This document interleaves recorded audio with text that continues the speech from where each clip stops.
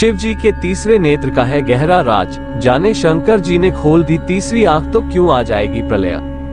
भगवान शिव की तीसरी आंख के बारे में सभी जानते हैं कि जब जब भोलेनाथ ने अपनी तीसरी आंख खोली है तब तब सृष्टि का विनाश हुआ है। या फिर ये भी कहा जा सकता है कि भगवान शिव अपनी तीसरी आंख अधिक क्रोधित होने पर ही खोलते हैं। आज की इस कड़ी में हम उस कहानी के बारे में जानेंगे जिसमें शंकर जी की तीसरी आंख कैसे उत्पन्न हुई का उल्लेख है। ये भी कहा जा सकता है कि भगवान शिव अपनी तीसरी आंख अधिक क्रोधित होने पर ही खोलते हैं। इसका सबसे बड़ा उदाहरण कामदेव है। किस तरह कामदेव ने भगवान शिव की तपस्या को भंग किया था और कैसे वो शिव जी के क्रोध का शिकार हुए थे, जिसमें प्रणय के देवता कामदेव अपनी क्रीड़ाओं के द्वारा शिव जी की तपस्या भंग करने का प्रयास करते हैं और जैसे ही शिव जी तपस्या भंग होती है, शिव जी क्रोधित हो अपने तीसरे नेत्र की अग्नि से कामदेव को भस्म कर देते हैं। कामदेव नामक प्रेम और वासना के देवता है। काम का अर्थ है वासना। वासना एक ऐसी चीज है जिसका सामना ज्यादातर लोग सिर उठाकर करना पसंद नहीं करते। आप इसके चारों ओर कुछ सौंदर्य शास्त्र चाहते हैं, इसलिए आप इसे प्यार बना देते हैं। कहानी यह है कि कामदेव एक पेड़ के पीछे छिप जाता है और शिव के दिल पर एक तीर मार देता है। शिव कुछ विचलित हुए। शिव जी क्रोधित हो अपने तीसरे नेत्र की अग्नि से कामदेव को भस्म कर देते हैं। कामदेव का वास प्रत्येक मनुष्य के अंदर होता है। उसे अपने विवेक और बुद्धि द्वारा मन में उठने वाले क्रोध और अवांछित काम वासना को शांत करना चाहिए। भोलेनाथ की तीसरी आंख को उनकी दिव्य दृष्टि भी कहा जाता है। ये भी मान्यता है कि भगवान शंकर अपनी तीसरी आंख से आत्मज्ञान प्राप्त करते हैं। भगवान शिव के तीसरे नेत्र उत्पत्ति की कहानी महाभारत के छठे खंड के अनुशासन पर्व में ये जानकारी दी गई है कि भगवान भोलेनाथ को तीसरी आंख कैसे मिली थी। पौराणिक कथा में उल्लेख है कि एक बार भगवान शिव और माता पार्वती के बीच हुई बातचीत के बारे में नारद जी बताते हैं। इसी बातचीत में 3 आंखों का रहस्य छिपा है। इस कहानी के बारे में नारद जी बताते हैं कि एक बार की बात है, भगवान शिव हिमालय पर्वत पर एक सभा कर रहे थे जिसमें सभी देवता, ऋषि, मुनि और ज्ञानी जन उपस्थित थे। तभी उस सभा में माता पार्वती आई और उन्होंने अपने मनोरंजन के लिए खुद के दोनों हाथों को भगवान शिव की दोनों आंखों पर रख दिए। जैसे ही माता पार्वती ने भगवान शिव की आंखों को ढका, सृष्टि में अंधेरा हो गया। ऐसा लगा मानो सूर्य देव की कोई अहमियत ही नहीं है। इसके बाद धरती पर मौजूद सभी प्राणियों में खलबली मच गई। संसार की ये हालत देखकर भगवान शिव व्याकुल हो उठे और उसी समय उन्होंने अपने अपने माथे पर एक ज्योतपुंज प्रकट किया जो भगवान शिव की तीसरी आंख बनकर सामने आई। बाद में माता पार्वती के पूछने पर भगवान शिव ने उन्हें बताया कि अगर वो ऐसा नहीं करते तो संसार का नाश हो जाता, क्योंकि उनकी आंखें ही जगत की पालनहार है। भगवान शिव के तीसरे नेत्र के बारे में आपने सुना होगा।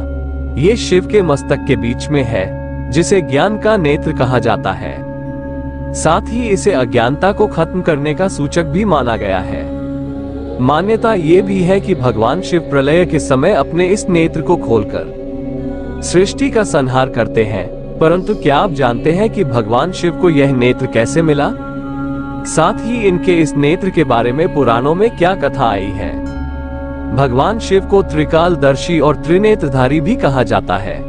जब भी हम देवों के देव महादेव की मूर्ति या तस्वीर देखते हैं तो उनके माथे के बीच में एक नेत्र देखते हैं।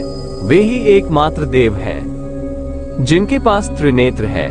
हम सबके मन में ये सवाल जरूर उठता है कि ये तीसरा नेत्र क्या है, इसका महत्व क्या है और एक भोलेनाथ के पास ही विशेष रूप से क्यों है? भगवान शिव को कोई तीसरा नेत्र नहीं है, उनके भी 2 नेत्र ही हैं। उनका तीसरा नेत्र ज्ञान चक्षु है।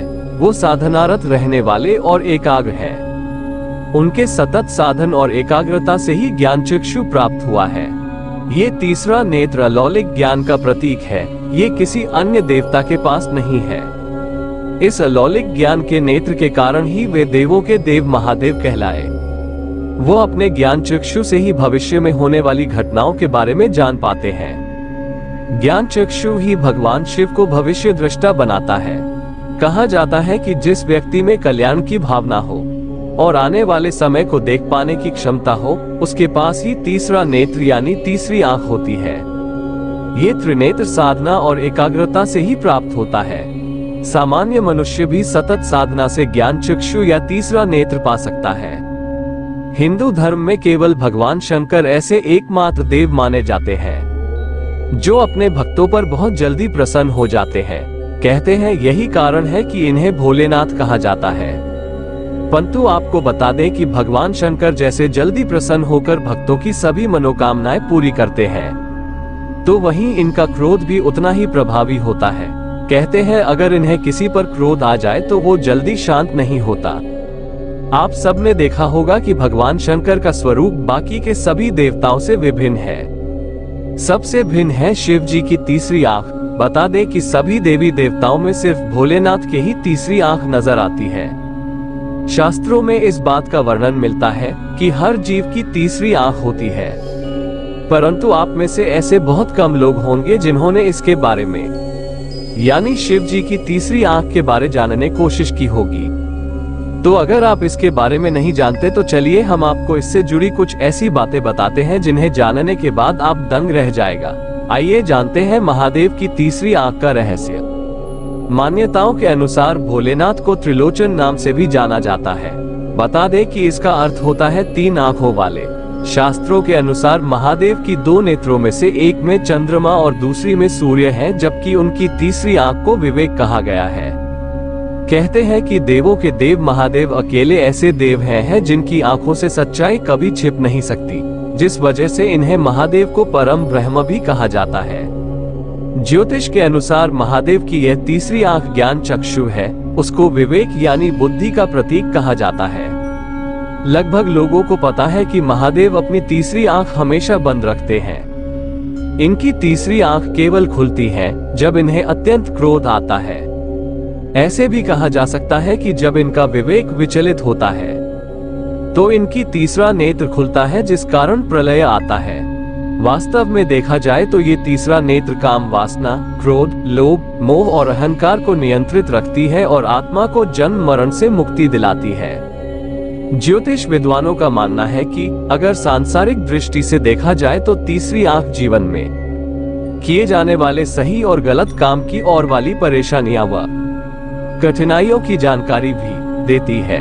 हिंदू धर्म की मान्यताओं के अनुसार महादेव के तीनों नेत्रों में त्रिलोक बसा हुआ है, इसलिए इन्हें त्रिलोक का स्वामी भी कहा जाता है। आपकी जानकारी के लिए बता दें को ये तीनों नेत्र त्रिकाल का प्रतीक माने जाते हैं, जो है भूतकाल, वर्तमान काल और भविष्य काल। देवों के देव महादेव कहे जाने वाले भगवान शिव जितनी जल्दी प्रसन्न होकर अपने भक्तों का उद्धार करते हैं, वहीं उनका क्रोध भी सभी देवों से प्रचंड है। जहां सभी देवों को प्रसन्न करने के लिए बड़े बड़े अनुष्ठान किए जाते हैं, वहीं भगवान शिव शिवलिंग पर जल चढ़ाने मात्र से प्रसन्न होकर अपने भक्तों का कल्याण करते हैं। पुराणों में भगवान शंकर के माथे पर एक तीसरी आंख के होने का उल्लेख है। उस आंख से वे वो सब कुछ देख सकते हैं जो आम आंखों से नहीं देखा जा सकता। जब महादेव तीसरी आंख खोलते हैं तो उससे बहुत ही ज्यादा ऊर्जा निकलती है। एक बार खुलते ही सब कुछ साफ नजर आता है, फिर वे ब्रह्मांड में झांक रहे होते हैं। भगवान शिव की तीसरी आंख को प्रलय कहा गया है। ऐसी मान्यता है कि एक दिन भगवान शिव की तीसरी आंख से निकलने वाली क्रोध अग्नि इस धरती के विनाश का कारण बनेगी। शिव जी के तीनों नेत्र अलग अलग गुण रखते हैं, जिसमें दाएं नेत्र सत्वगुण और बाएं नेत्र रजोगुण और तीसरे नेत्र में तमोगुण का वास है। भगवान शिव ही एक ऐसे देव हैं जिनकी तीसरी आंख उनके ललाट पर दिखाई देती है, जिसके कारण इन्हें त्रिनेत्रधारी भी कहा जाता है, जिनमें एक आंख में चंद्रमा और दूसरी में सूर्य का वास है और तीसरी आंख को विवेक माना गया है। शिव जी के मस्तक पर दोनों भौहों के मध्य विराजमान उनका तीसरा नेत्र उनकी एक विशिष्ट पहचान बनाता है। कहा जाता है कि शिव का तीसरा चक्षु आज्ञा चक्र पर स्थित है। आज्ञा चक्र ही विवेक बुद्धि का स्रोत है। तृतीय नेत्र खुल जाने पर सामान्य बीज रूपी मनुष्य की संभावनाएं वट वृक्ष का आकार ले लेती हैं। आप इस आंख से ब्रह्मांड में अलग अलग आयामों में देख और सफर कर सकते हैं। वेदों के अनुसार यह नेत्र उस स्थान पर स्थित है जहां मानव शरीर में आज्ञा चक्रज नामक एक महत्वपूर्ण चक्र उपस्थित होता है। आज्ञा चक्र का अर्थ है हमारे शरीर में सकारात्मक ऊर्जा की शक्ति। इस चक्र को जागृत करने का अर्थ है मानव शरीर में संपूर्ण आध्यात्मिक ऊर्जा का समुचित प्रवाह होना। पुराणों के अनुसार भगवान के तीनों नेत्रों को त्रिकाल का प्रतीक माना गया है, जिसमें भूत, वर्तमान और भविष्य का वास होता है। स्वर्गलोक, मृत्युलोक और पाताललोक भी इन्हीं तीनों नेत्रों के प्रतीक है। भगवान शिव ही एक ऐसे देव हैं जिन्हें तीनों लोकों का स्वामी कहा गया है। लेकिन कृपया आप अपने आप से पूछें कि आपकी वासना आपके भीतर से पैदा होती है या किसी पेड़ के पीछे से। यह निश्चित रूप से आपके भीतर ही उत्पन्न होती है। वासना केवल विपरीत लिंग के बारे में नहीं है। हर इच्छा वासना है, चाहे वो कामुकता की हो, शक्ति की हो या पद की। वासना का अनिवार्य रूप से मतलब है कि आपके भीतर अपूर्णता की भावना है, किसी ऐसी चीज की लालसा जो आपको महसूस कराती है यदि मेरे पास वो नहीं है तो मैं पूर्ण नहीं हूँ। इसी पर आधारित शिव और काम की कहानी का यौगिक आयाम है। शिव योग की दिशा में काम कर रहे थे, अर्थात कि वे न केवल पूर्ण होने की दिशा में काम कर रहे थे बल्कि अनंत होने की ओर भी काम कर रहे थे। शिव ने अपना तीसरा नेत्र खोला और अपनी वासना अर्थात काम को उभरते हुए देखा और उसे जला दिया। राख धीरे धीरे उनके शरीर से बाहर निकल गई, ये दर्शाते हुए कि भीतर सब कुछ सदा के लिए शांत कर दिया गया था। तीसरा नेत्र खोलकर उन्होंने अपने भीतर एक आयाम का अनुभव किया जो भौतिकता से परे है और भौतिकता की सभी बाधाएं दूर हो गईं। तीसरा नेत्र एक ऐसी आंख के बारे में है जो भौतिक नहीं है, वो देख सकती है। यदि आप अपने हाथ को देखें तो आप इसे देख सकते हैं, क्योंकि यह प्रकाश को रोक देता है और इसे परावर्तित कर देता है। आप हवा को नहीं देख सकते क्योंकि यह प्रकाश को नहीं रोकती, लेकिन अगर हवा में थोड़ा सा धुआं हो तो आप इसे देख पाते हैं, क्योंकि आप केवल वही देख सकते हैं जो प्रकाश को रोकता है। आप ऐसी कोई चीज नहीं देख सकते हैं जो प्रकाश को गुजरने देता है। ये दो इंद्रिय नेत्रों का स्वभाव है। पूर्ण स्पष्टता तभी आती है जब आपकी आंतरिक दृष्टि खुलती है। दुनिया की कोई भी स्थिति या व्यक्ति आपके भीतर की इस स्पष्टता को विकृत नहीं कर सकता। सच्चे ज्ञान के उत्पन्न होने के लिए आपके तीसरे नेत्र को भी महादेव की तरह खोलना होगा। दोस्तों, ये वीडियो मैं यहाँ पूरा कर रहा हूँ। फिर मिलते हैं एक नए वीडियो में एक नई सोच के साथ। तब तक आप अपना और अपनों का ख्याल रखना। हर हर महादेव।